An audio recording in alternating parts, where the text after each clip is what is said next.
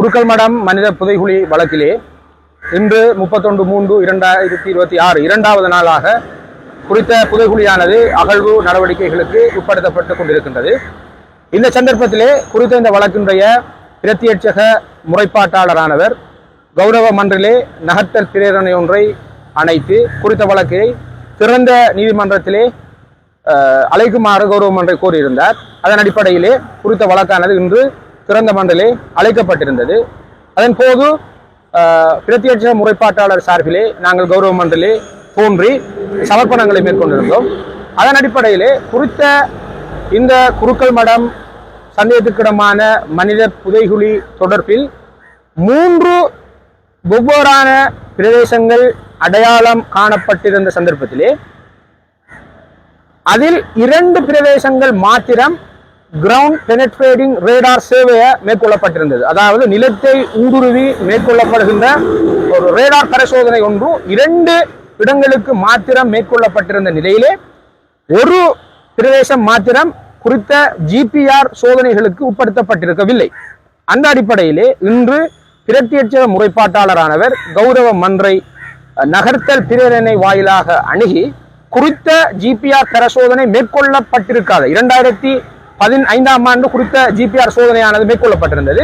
அவ்வாறு மேற்கொள்ளப்பட்டிருக்காத அந்த ஒரு பிரதேசத்தையும் தான் தன்னுடைய சொந்த செலவிலே GPR பரிசோதனை மேற்கொள்வதற்கு தயாராக இருப்பதாகவும் அது தொடர்பிலே எழுகின்ற சகல வகையான செலவினங்களை பொறுப்பெடுப்பதாகவும் தமக்கு இந்த வழக்கிலே குறித்த அந்த கிரவுண்ட் பெனட்ரேட்டிங் ரேடார் நிலத்தை ஆழ ஊடுருவுகின்ற அந்த ரேடார் சோதனையை மேற்கொள்வதற்கான உபகரணங்களை கொழும்பிலிருந்து கொண்டு வருவதற்கான தோதான ஒரு கட்டளையை ஆக்குமாறும் கோரியிருந்தார்.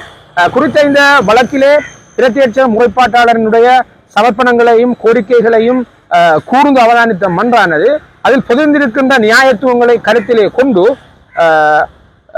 குறித்த அந்த GPR உபகரணங்களை கிரவுண்ட் பெனட்ரேட்டிங் ரேடார் அந்த உபகரணங்களை அவருடைய சொந்த முறைப்பாட்டாளருடைய சொந்த செலவினங்களிலே கொண்டு வந்து அந்த சேவையார் பண்ணப்படாத எஞ்சியிருக்கின்ற அந்த ஒரு பிரதேசத்தை மாத்திரம் பெனட்ரேட்டிங் ரேடாரை பயன்படுத்தி சேவையை பண்ணுவதற்கு அளவீடுகளை மேற்கொள்வதற்கு உரிய கட்டளைகளை இன்று ஆக்கியிருக்கின்றது.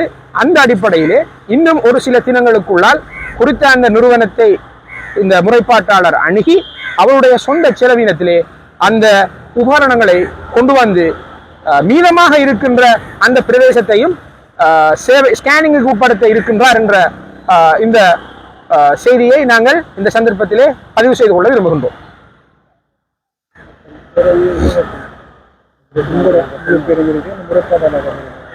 முறைப்பாட்டாளர் சார்பிலே நான் சட்டத்தரணி முபாரக் முவாசம்.